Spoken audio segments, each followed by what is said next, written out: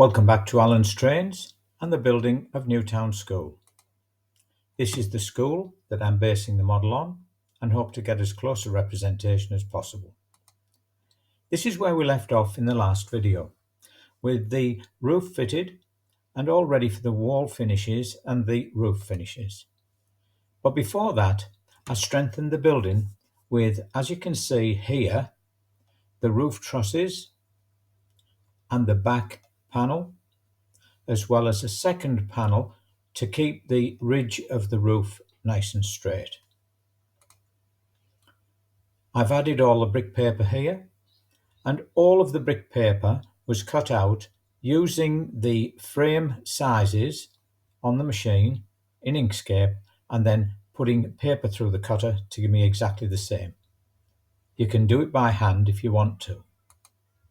These are the roof templates for the dormers above the three little peaks on the roof. I assembled them, as you can see, and then covered them with roof tiles, then fitted to the main roof. The three dormers are now fitted and started with the flashings down the sides and the ridge. I will be covering all of these with individual rows of tiles eventually, but this is so that I can get on with finishing the building.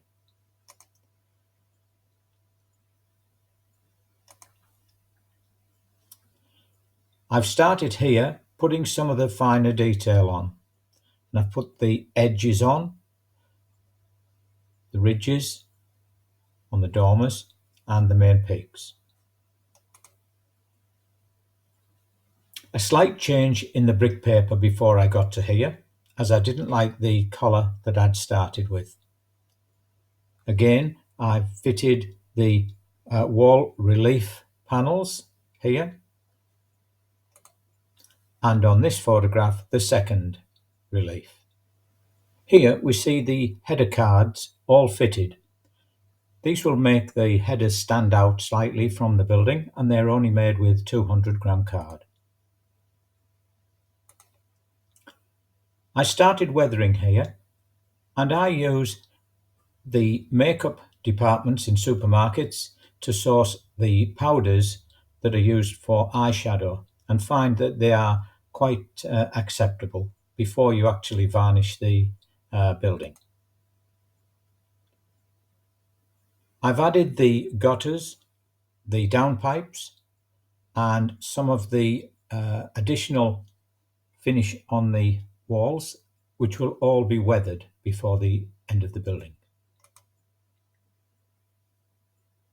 I've started here adding the weathering and some of the additional arches over the windows on the two main parts of the building. I use the sponges that you can buy in the makeup departments to apply the weathering, as if you're covering a large area, that makes it very easy. This shows the building in its trial position to see what it looks like, and shows all of the additional component parts that I've fitted to match what is actually on the real building. It's now ready for the window frames, and shown here is where it is located on the layout at the end of a section of Durham Road. And although the real school didn't overlook the station, it did lie not far from where the railway passed from Stockton Station. And that is the representation that we're looking for. In the next video, I'm going to show how I made the window frames in such fine detail here, which I didn't think that the Maker 3 would actually cut that fine, but it actually has worked out well. And I'll show the geometry that's required to draw that. Look forward to seeing you in the next video, and thanks for watching.